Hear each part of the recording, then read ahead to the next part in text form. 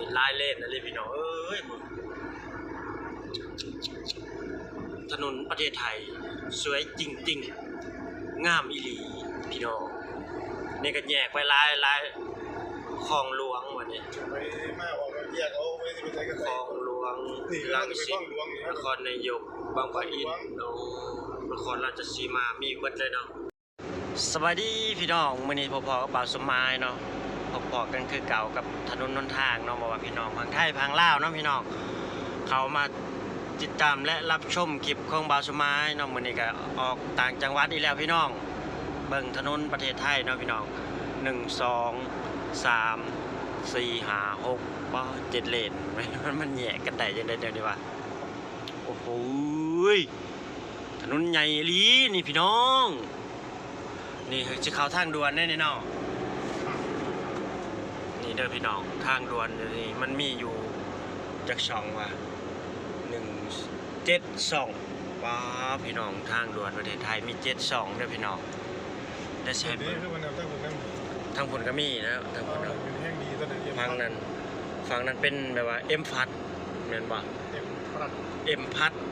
เอานั่นก็ยิ่งทะเบียนเลยบ่ต้องไปจอดตึ๊ดจังซี่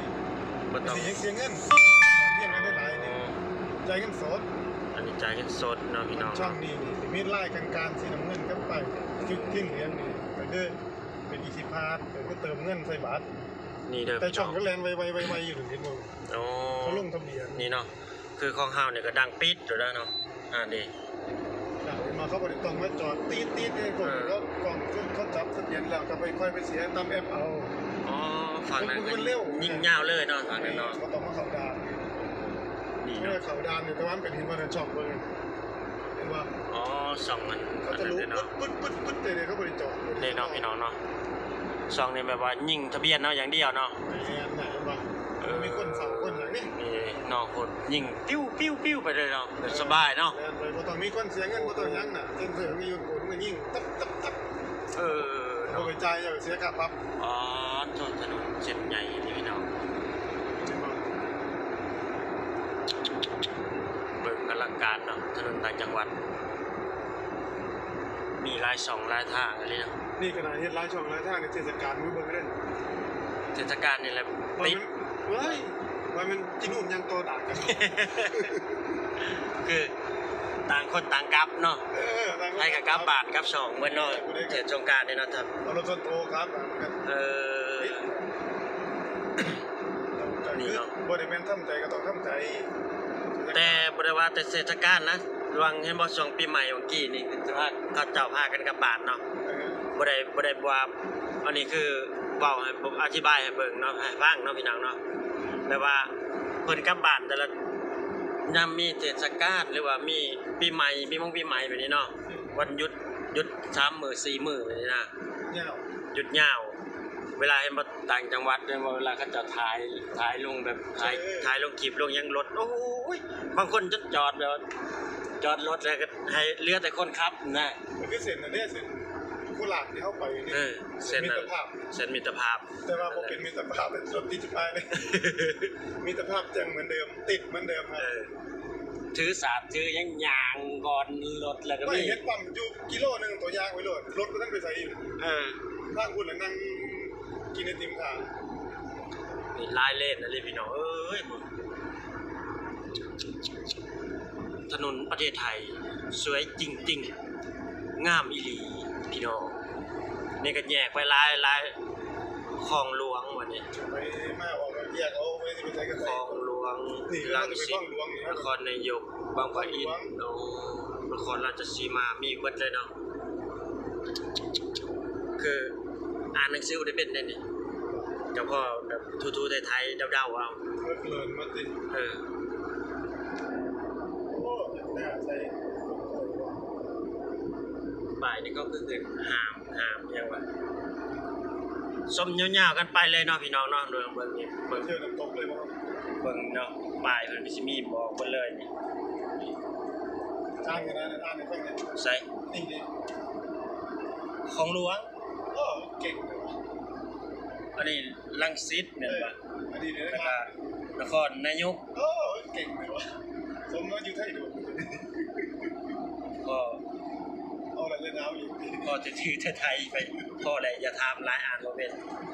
อันนี้อย่างเนี่ยบ้าง บางปะอิน บางปะอินอ๋อนั่นเนาะพี่น้องคือได้ความรู้ก็ย้อนเพราะว่าพี่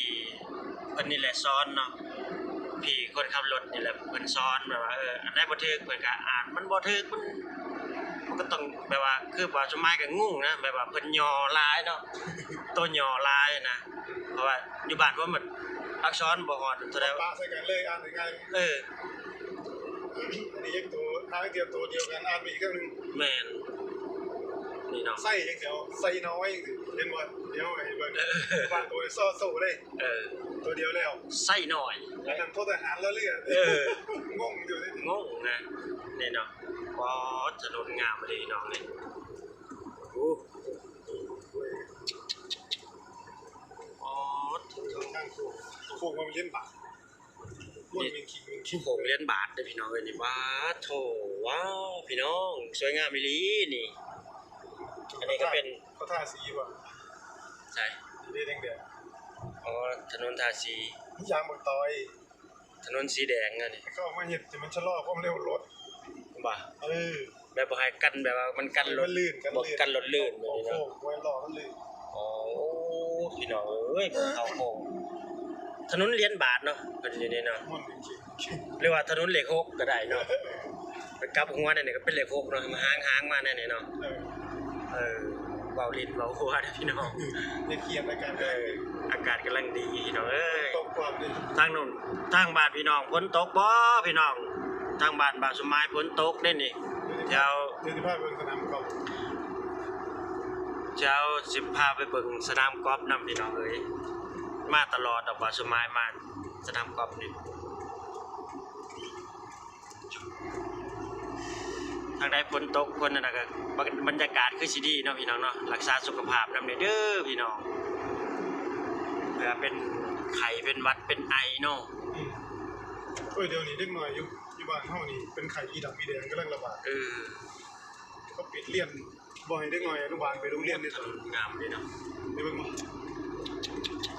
นี่แหละออกมาข้างนอกนี่คือเจริญหูเจริญตาเลย จะเบิ่งนั่นสิเบิ่งนี่สิ นี่พี่น้องเขากลับรถมาแล้วเนาะแต่ว่าบาสมัยลืมกดกล้องเมื่อกี้นี่พี่น้องลืมกดถ่ายนี่มาโทษจะเป็นงามเลยเนาะมึงดูนี่โอ้โหสุดยอดอีหลีพี่น้องเอ้ยถนนจะเป็นงามเนาะเพิ่นเฮ็ดไปสั่งเนาะกันเดี๋ยวก็ดอเลยเนาะนี่ ตกปลาได้เด้อข้องข้าง เนาะหาอยู่หากินเนาะ เสาร์อาทิตย์บ่ว่างๆหาโต๊ะเอาถือก็จะมาอยู่ดีบ่คุ้มครองคนไร้ที่พึ่ง อ๋อ ที่บ้านนี่ นั่นนี่เนาะแม่นบ่ได้นี่เนาะนี่เบิ่งเอาพี่น้องเอ้ยถนนสุดยอดอีหลีงามคลิปนี้บาสมายก็จบคลิปเพียงสำนี้เด้อพี่น้องฝากกดไลค์กดแชร์กดติดตามให้บาสมายเด้อพี่น้องเด้อขอกล่าวคำว่าสวัสดีและสบายดีพี่น้องทุกคน